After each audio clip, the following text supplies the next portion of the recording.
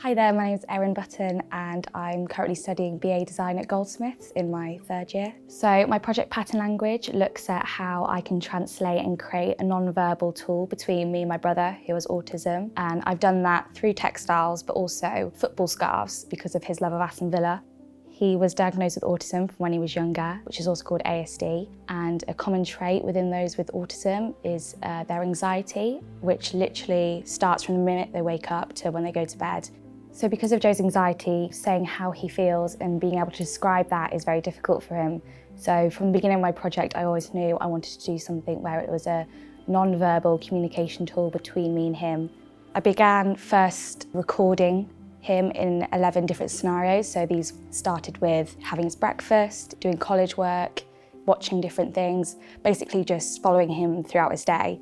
I used a web app camera sensor, and this embodied the data of Joe's physical anxiety tics, which then were translated into numerical data that I could knit using a knitting machine where one line of stitch equals one anxiety tic that he shows. So you can read that as this kind of non-verbal narrative tool of how his anxiety can fluctuate between each scenario. After making the scarves, me and Joe went back to each context and he was wearing these scarves, and seeing him kind of embrace this identity around his neck and this understanding of it's okay to be anxious in these scenarios, it was almost a tool that I didn't realise I'd designed for him.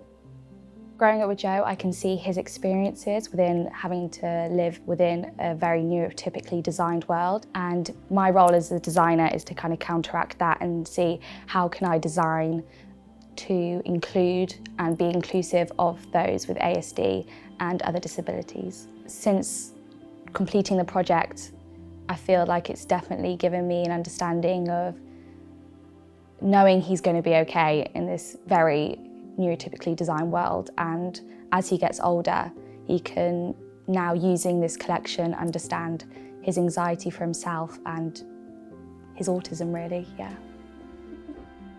Go woo! Ooh.